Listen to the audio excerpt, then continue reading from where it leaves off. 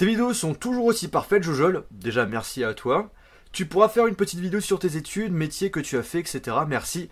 Eh bien, c'est parti. Salut les amis, c'est Jojol, j'espère que vous allez bien. Aujourd'hui, je vous propose de parler de mes études. Alors, ça sera une vidéo qui va rentrer dans ma série Jojo Life. J'ai donné ce nom-là pour la série qui a un rapport entre moi et ma chaîne YouTube.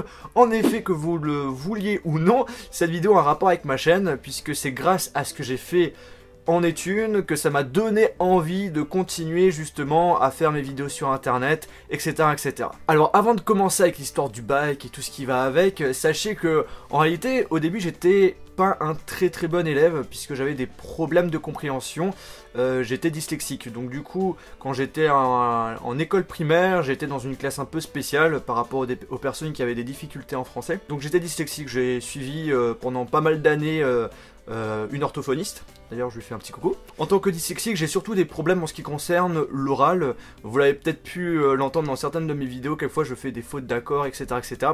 En fait, ça vient de ma dyslexie, alors j'essaye de me corriger, mais voilà, il y a toujours des petits trucs qui font leur apparition, des petites erreurs, mais bon, c'est rien de trop méchant, mais voilà, j'essaye quand même de me corriger. Alors, j'étais pas un super bon élève à l'école primaire, mais bon, j'ai quand même réussi à rentrer bien évidemment au collège. En 5e, j'ai mon directeur avec qui je m'entendais super bien, qui m'a fortement conseillé de redoubler. Alors ce qu'il faut savoir, c'est que j'ai redoublé avec un 12,5 de moyenne générale. Alors là, vous êtes en train de vous dire, what?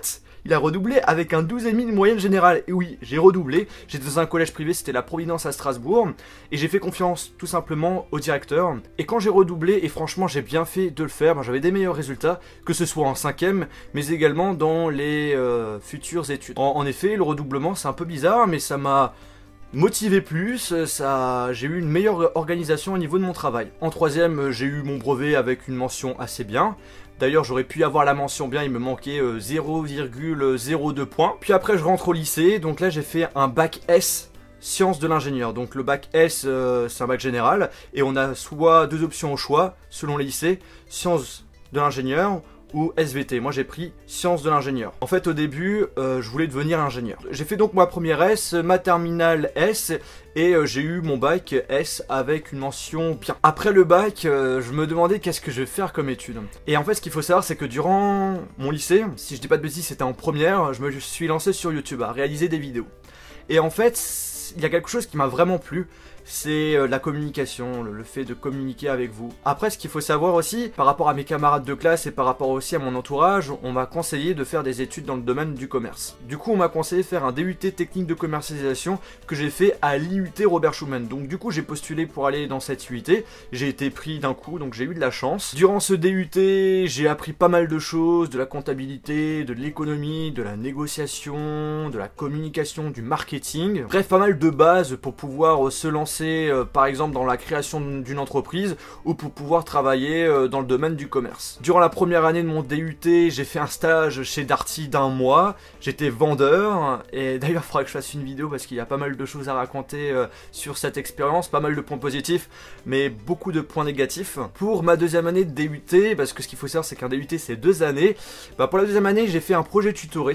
Un projet tutoré assez intéressant puisqu'en réalité j'ai travaillé en groupe avec des camarades de classe.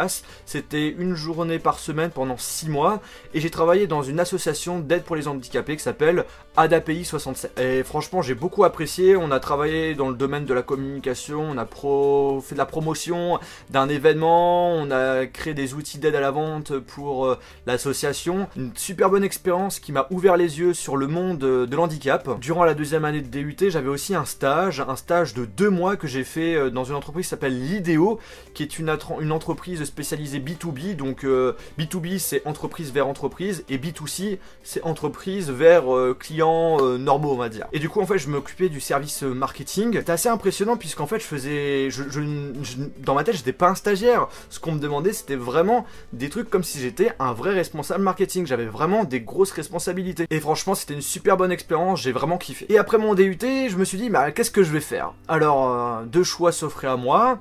la possibilité de faire éventuellement une école de commerce ou une école de communication ou de faire éventuellement une licence pro. Le problème c'est que j'avais pas forcément les moyens financiers de pouvoir financer une école de commerce ou une école de communication. C'est pour ça que j'ai décidé de faire une licence pro. Alors j'ai fait une licence pro dans le domaine de la communication avec une spécialisation publicité que j'ai fait également à l'IUT Robert Schuman, une formation vraiment complète dans le domaine de la com, j'ai beaucoup apprécié. Alors pourquoi j'ai décidé de faire une licence pro dans le domaine de la communication? Tout simplement par rapport à ma chaîne YouTube. En fait avec la chaîne YouTube, derrière il y a une communauté qui s'est faite et j'apprécie et j'apprécie encore l'esprit de communication en fait, le fait de partager, etc., etc. Du coup c'est pour ça que je me suis dit pourquoi pas faire une licence dans le domaine de la com. Durant l'année de la licence, j'ai fait un projet tutoré avec d'autres camarades de classe, on a travaillé cette fois pour un magazine.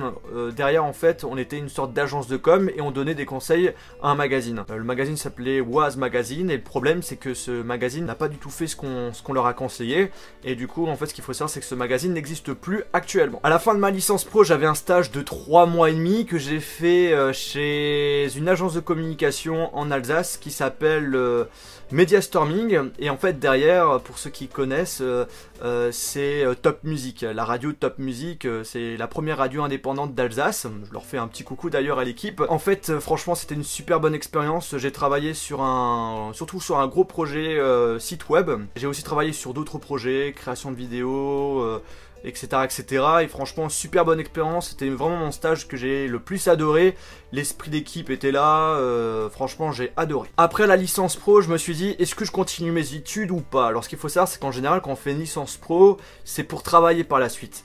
Mais en fait en réalité j'ai quand même décidé de continuer mes études et j'ai recherché notamment un master public dans le domaine de la communication. Il y en avait un qui m'intéressait, c'était le master 1 Hypermédia et communication qui se situe à l'IAE Savoie-Maublanc. Donc j'ai fait ce master 1 Hypermédia et communication, j'ai été pris et en fait j'étais un petit peu déçu dans le sens où c'était plutôt un master spécialisé art. Et niveau art, voilà, il y a vraiment énormément de choses à ce niveau-là. J'ai appris pas mal de choses, c'était quand même intéressant, mais le point où j'étais déçu, c'est le fait que je pensais que durant ce master, j'allais apprendre à utiliser des logiciels comme Photoshop, Illustrator, Adobe After Effects, bref, des logiciels qui pourraient justement m'aider pour mes vidéos, pour créer mes miniatures, etc., etc.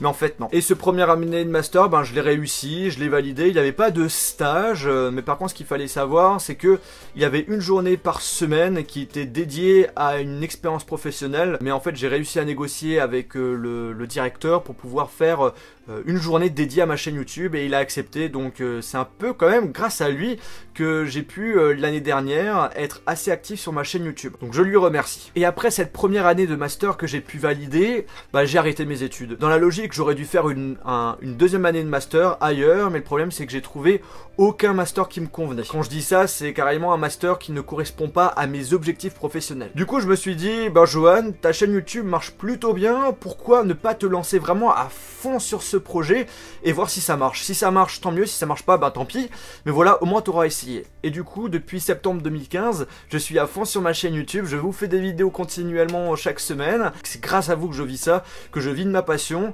Et voilà, un grand méga merci. Du coup les amis, vous savez un petit peu plus sur mes études. Après j'ai pas parlé forcément des petits travails que j'ai fait à droite à gauche parce que c'est pas forcément super intéressant. Par exemple j'ai travaillé dans la ville où j'habitais, où j'enlevais les mauvaises herbes, etc., etc. Bref, des petits jobs pas forcément sympathiques. Je voulais vraiment vous parler de mon expérience professionnelle, de mes études, des choses qui peuvent vraiment vous intéresser. Et ce qu'il faut savoir les amis, c'est que toutes les études que j'ai faites m'ont vraiment aidé par rapport à ma chaîne YouTube. Mon DUT technique de commercialisation m'a permis de travailler mon oral, d'avoir moins peur, de moins stresser. La licence pro en com, ça m'a donné des conseils pour la communication sur ma chaîne YouTube. La première année de master, ça m'a donné des idées, parce que voilà, le monde artistique, ça donne des idées, donc voilà, toutes ces études sont complémentaires et correspondent à un objectif que j'avais en tête, pouvoir vivre de ma passion. Voilà, je me suis toujours dit, ça serait cool de pouvoir vivre de ce que je fais, et du coup, en fait, mes études tournaient beaucoup quand même autour de ma chaîne YouTube. Et au final, ce qui fait vraiment plaisir, c'est que je bosse pour ma chaîne YouTube, je bosse pour vous, et ça fait vraiment méga plaisir. Donc encore un grand merci. Et bien les amis, j'espère que cette vidéo vous a plu. Si c'est le cas, n'oubliez pas de mettre un pouce bleu. N'hésitez pas, si vous avez d'autres questions sur mes études, à me poser ça via les commentaires de cette vidéo. Je prendrai un plaisir de vous répondre. Et sur ce, on se retrouve dans une prochaine vidéo. Salut!